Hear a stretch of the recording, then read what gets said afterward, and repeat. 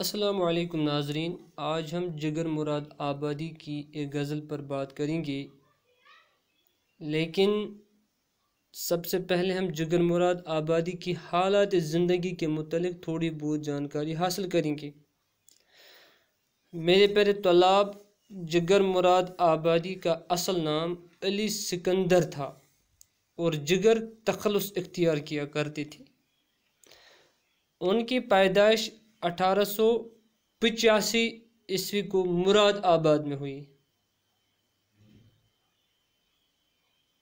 پھر وہ اصغر گونڈوی کے شہر چلے گئی اور اصغر سے عقیدت کی وجہ سے زیادہ تر انہی کے ساتھ رہنے لگی۔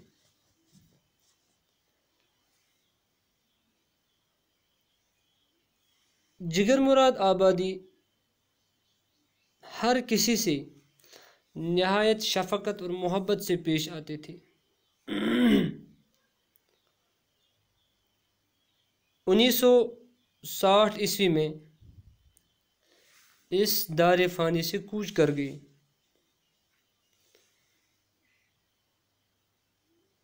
ماڈل اسٹوڈنٹس، جگر مراد آبادی کو بچپن سے ہی شعر گوئی کا شوق تھا، تو بچپن سے ہی وہ شعر کہنے لگے۔ یہ سلسلہ عمر کے آخری ایام تک جاری رہا۔ ان کے شعری مجموعوں کے نام یہ ہیں: داغ جگر، شعلہ طور اور آتش گل۔ آتش گل پر انہیں ساہتیہ اکادمی کے ایوارڈ سے بھی نوازا گیا۔ اسی طرح انہیں مسلم یونیورسٹی علی گڑھ نے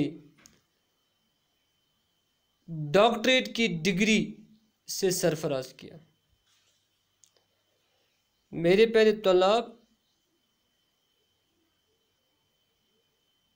خاص و عام میں ان کی یہ مقبولیت محض خوش آوازی کی مرہون نہ تھی، بلکہ شعر کی معنوی خوبیاں، اس کے الفاظ کا درست ہونا، خیال کی بلندی اور جذبے کی فراوانی داد سخن دینے پر مجبور کرتی تھی۔ ماڈل اسٹوڈنٹس، حال ہی کے مقدمے کے بعد اردو غزل ماند پڑ گئی تھی، یا اردو غزل ناپسندیدہ شے تصور کی جانے لگی۔ لیکن اس دور میں جگر ایک ایسے شاعر ابھرے جنہوں نے پھر سے غزل کو اردو کی محبوب ترین صنف بنا دیا۔ چلیے اب ہم شروع کرتے ہیں ان کی یہ غزل کا پہلا شعر کیا ہے: کیا خاک سیر کیجیے دنیائے رنگ و بو کی، مہلت نہ آرزو کی، فرصت نہ جستجو کی۔ فرصت یعنی وقت، لمحہ، جستجو جد و جہد یا تلاش کرنا۔ مطلب کہ اس شعر میں شاعر اپنی بے بسی کا رونا روتے ہوئے شکایت کے طور پر کہہ رہے ہیں کہ میرا اس خوبصورت، رنگین اور خوشبودار دنیا میں آنا نہ ہونے کے برابر ہے۔ کیا خاک سیر کیجیے اس دنیائے رنگ و بو کی، مہلت نہ آرزو کی، فرصت نہ جستجو کی، کیونکہ یہاں آ کر کسی چیز کی تمنا کرنے کا کوئی موقع ہی نہیں ملتا، اور نہ ہی کسی اچھی چیز کی تلاش میں رہنے کی فرصت ہی ملتی ہے۔ تو بھلا ایسے میں ہم کیا خاک سیر کریں گے اس جہان کی، اس دنیا کی؟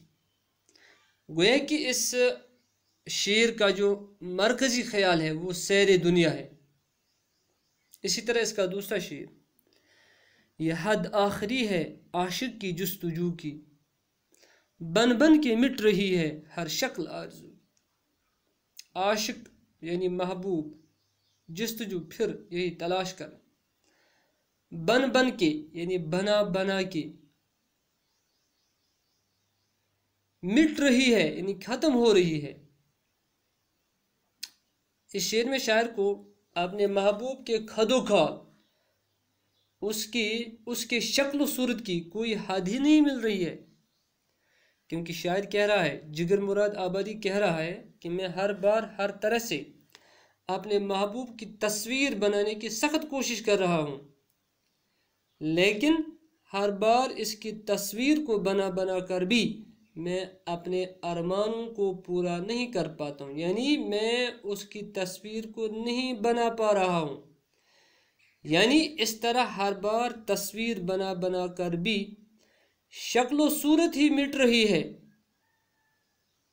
تو اس کا جو مرکزی خیال ہے وہ ہے تلاش عاشق، یعنی میں اپنے محبوب کی شکل بنانا چاہتا ہوں، اس کی آرزو ہے مجھے، میں اس کی جستجو کر رہا ہوں، لیکن تصویر بنانے کے باوجود بھی مجھے اس کی مکمل تصویر سامنے نہیں آ جاتی ہے، اور اس طرح ہر بار تصویر بنا بنا کر بھی شکل و صورت خود بخود مٹ رہی ہے۔ تیسرا شعر، یہ ترک جستجو بھی کیا ترک جستجو ہے، اس میں بھی پا رہا ہوں ایک شان جستجو کی۔ ترک چھوڑ دینا، جستجو تلاش، یعنی ترک جستجو تلاش کرنا چھوڑ دینا، جد و جہد کرنا چھوڑ دینا، شان عظمت۔ شاعر کہتا ہے کہ میں بار بار چاہ رہا ہوں کہ میں اپنے محبوب کو نہ ڈھونڈ لوں، یہ ترک جستجو بھی کیا ترک جستجو ہے، یعنی میں ہر بار چاہتا ہوں کہ میں اپنے محبوب کو نہ ڈھونڈ لوں، ایک طرح سے اس کی کھوج لگانا میں نے چھوڑ دی، مگر ہوتا کیا ہے کہ میں کھو کر بھی کچھ پا ہی رہا ہوں، یعنی اس میں بھی پا رہا ہوں ایک شان جستجو کی، یعنی کہ یہ جو میں اپنے محبوب کو نہ ڈھونڈنے کی بات کر رہا ہوں، اس کی کھوج لگانا جو میں نے چھوڑ دی ہے، لیکن اس میں بھی میں کچھ پا رہا ہوں۔ ایسے میں مجھے لگتا ہے کہ اپنے محبوب کے پانے میں ہی ایسے میں مجھے لگتا ہے کہ اپنے محبوب کے نہ پانے میں ہی کچھ پانے کی عظمت پا رہا ہوں، گویا ایسے میں تلاش کرنا بھی بے معنی ہو کر رہ جاتا ہے۔ اب کس کی تلاش کی جائے، کس طرح اس کی تلاش کی جائے، جبکہ میں یہ چاہتا ہوں کہ اس کو تلاش نہ کیا جائے، لیکن پھر بھی وہ کسی نہ کسی طرح میرے سامنے ہی ہوتا ہے، گویا کہ ایسے میں تلاش کرنا بھی کیا ہے، بے معنی ہو کے رہ جاتا ہے۔ ایک اور شعر کیا ہے مائی اسٹوڈنٹس، ایک اور شعر، مایوس ہو کے پلٹے جب ہر طرف سے نظریں، دل ہی کو بت بنایا دل ہی سے گفتگو کی۔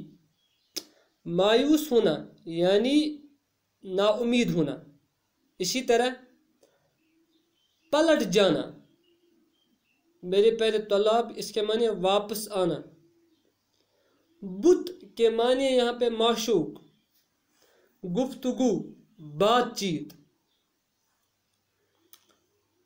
شاعر کہہ رہا ہے کہ جب میں نے کافی اونچی اڑان لی، ساری دنیا کو گھوما، مگر کوئی نظر سے نہ گزرا، مایوس ہو کے پلٹے، یعنی جب میں مایوس ہو کے پوری دنیا سے واپس آ گیا، کوئی دوسرا کہیں بھی نظر نہ آیا، اب جب کہ میں سخت نا امید ہو کر واپس لوٹ ہی رہا تھا، دل ہی کو بت بنایا، دل ہی سے گفتگو کی، تو اچانک میری اپنی ہی نظر اپنے سینے میں چھپے ہوئے دھڑکتے دل پر پڑی۔ اب میں نے جانا کہ اوپر پہنچنے یا دائیں بائیں کسی کو میں ڈھونڈ رہا ہوں، اس کی اب ضرورت نہیں ہے۔ دنیا کو گھومنے کی ضرورت نہیں ہے، مایوس ہونے کی ضرورت نہیں ہے، دائیں بائیں کسی کو تلاش کرنے کی ضرورت نہیں ہے۔ تو گویا کہ شاعر کہہ رہا ہے کہ ارے جو کچھ ہے وہ اسی دل میں ہے۔ پھر میں نے کافی اطمینان سے اپنے دل کو ہی اپنا محبوب بنایا، اور پھر اپنے ہی دل سے ہی بات چیت کرنے لگا، اور تب سے میں تنہائی، تب سے میرے دل کے اندر یا میرے سامنے تب سے تنہائی کا کوئی سوال ہی نہیں اٹھا۔ گویا کہ یہ دل بھی ایک عجیب شے ہے کہ میں پہلے پوری دنیا گھوما، کوئی نظر نہ آیا، لیکن نا امید جب میں ہوا تو اچانک میں نے اپنے دل کے بارے میں سوچا، تو اس دل نے مجھے کہہ دیا کہ میں تمہارے ساتھ ہوں، میرے ساتھ بات کرو، میرے ساتھ محبت رکھو۔ اور پھر سے مجھے تنہائی کا یا اکیلے پن کا سوال ہی پیدا نہیں ہوا۔ آخری شعر: تو خوب جانتا ہے او جان و دل کے مالک، ہر حال میں جگر نے تیری ہی آرزو کی۔ ہر حال میں یعنی ہر طرح سے۔ مقطع کے اس شعر میں شاعر اپنے ہی محبوب کو یاد دہانی کے خاطر پھر ایک بار باادب انداز سے التجا کر رہے ہیں، تو خوب جانتا ہے او جان و دل کے مالک، کہ میرے محبوب تم میرے تمام تر حالات سے واقف ہو، اور تم ہی تو میرے دل کے بھی اور میرے تمام تر وجود کے مالک ہو، ہر حال میں جگر نے تیری آرزو۔ لہٰذا تم یہ جان لو کہ میں نے ہر صورت میں، یعنی شاعر اپنے آپ سے کہہ رہا ہے کہ جگر نے ہر صورت میں تیرے سوا کسی اور کی تمنا کبھی بھی دل میں نہ لائی۔ اے میرے محبوب، تم ہی تم تو ہر طرف ہو۔ گویا کہ جس حال میں بھی میں اس دنیا میں رہا ہوں، میں نے ہر حال میں تجھے ہی پانے کی کوشش کی۔ Thank you.